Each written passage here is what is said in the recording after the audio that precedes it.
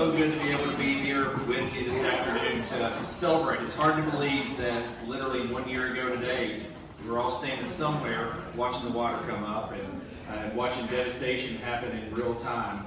And it really gave, I know everyone, a feeling of despair and like we just weren't sure what was getting ready to happen. And I'll tell you, I had the same feeling because having been through some of these natural disasters over the years, you know that the recovery is long and the recovery is hard and it is painful.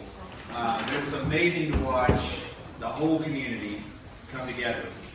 It was amazing to watch federal, state, and local government work together like they're supposed to for the good of everyone.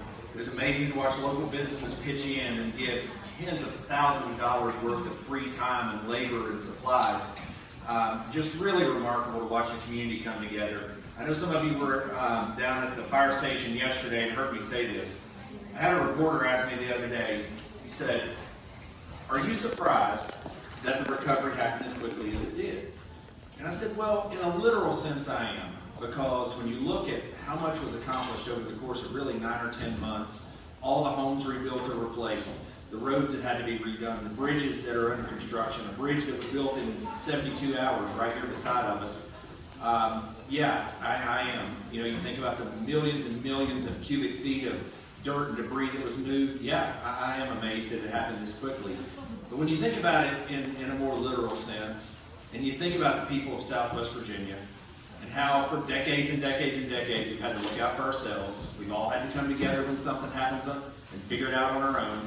No, it really doesn't surprise me at all that we got as far as we did in such a short period of time, because we live in an amazing place with amazing people. Taylor's Valley being one of those, one of the most beautiful places on the planet, with fantastic people. And so, no, it didn't surprise me in the least that the community came together and did what we did collectively. And so we could not have, no one level of government could handle this by themselves. It was entirely too big for any one. But we all stuck together, we all worked together, we had great leadership from the governor's office. You know, it's not that often that you get to see such a high contrast in the exact same thing happening in multiple places at the same time. We had flooding going on all over Southwest Virginia. They had it going on in North Carolina. They had it going on in Tennessee. When you look at how things went and are still going, I might add, in Tennessee and in North Carolina, and you look at what happened here, it shows you what really can happen when things go the way they're supposed to and when we all do it together versus whatever in the world they've got going on down there right now. I saw some pictures just recently in North Carolina, and I mean, it looked like a bomb went off, and those are pictures like 5 days ago. It's just unbelievable how that's going there versus how it's going here. And so, you know, we could not have done that without the leadership, but to give you a prime example of how not everyone views the world the same way. I had another legislator who I know very well from one of those states. I won't say which one, and I won't say who it was. He sent me a text message in the middle of all this. We were probably a good 10 or 12 days in. And he was like, why in the world are you spending so much time out in these communities? That's not really your job.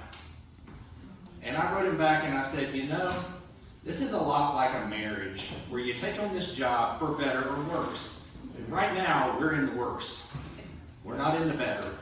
And if there's something that I can do to be of help to the communities and to the people that I represent, I'm going to do it. And furthermore, we talked to the governor by that time probably 25 times.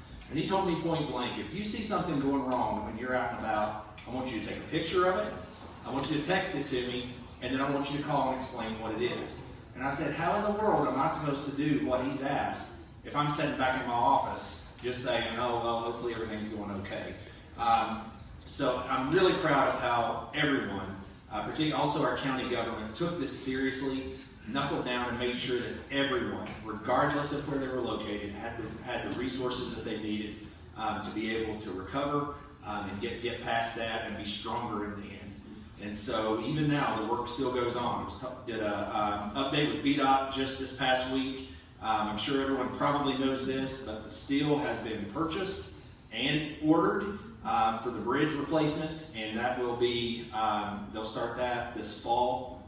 After the bridge is completed, then they'll finish repaving the road and fixing everything there. So I know that's a big hump for us to get over, but the bridge is going to stay in place in the meantime. And so we appreciate everyone being patient and working with us to be able to get everything done that we've been able to accomplish. We appreciate the leadership from the governor. Ultimately, if you don't have that leadership, VDEM is a great agency. VDOT did amazing work during all of this, but it sure does help when you have that leadership, and we appreciate that very much. But in the end, it was all of you that pulled together and made this happen.